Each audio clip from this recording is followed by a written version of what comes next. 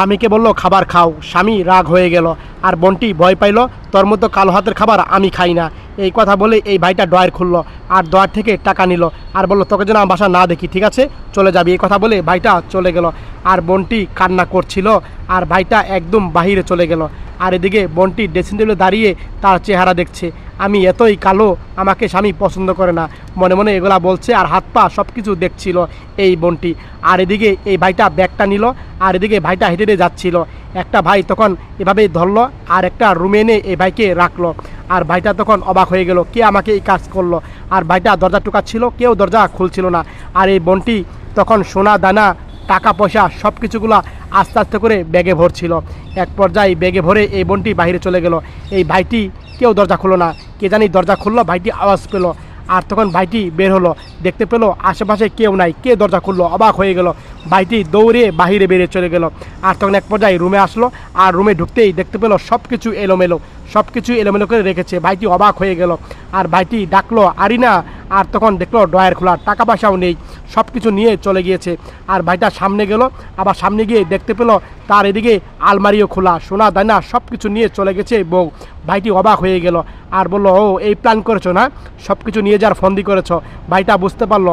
আর তখন ভাইটা কল্পনা দেখলো বউ এই কাজ করেছে, এভাবে এভাবে টাকা পয়সা সোনা দানা নিয়ে হাসি খুশিভাবে তাকে ছেড়ে এক পর্যায়ে চলে যাবে, সেই প্ল্যান করেছে। এই ভাইটি মনে মনে এটা ভাবলো।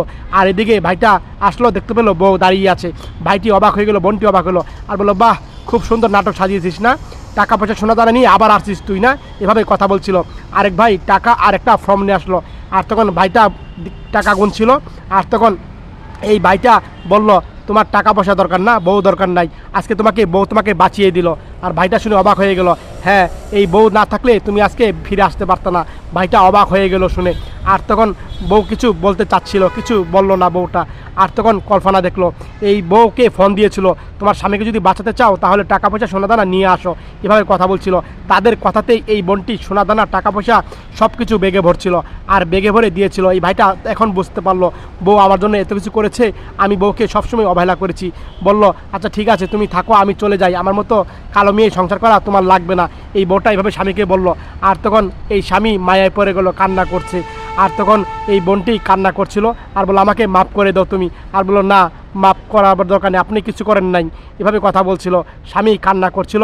আর তখন এই বউ বললো তুমি আমার হাতে খাবার খাবা না তুমি। আর তখন স্বামী অবাক হয়ে বললো হ্যাঁ খাবার আমি খাবো, আমি, এভাবে কথা বলছিল। আর তখন তাদের মধুর সংসার আবার শুরু হয়ে গেল। আর তখন তারা আনন্দভাবে আবার জীবনযাপন করার উদ্দেশ্যে সে পরিকল্পনা নিল। আর তখন তারা আনন্দ করছিল, ভাইটাও বউকে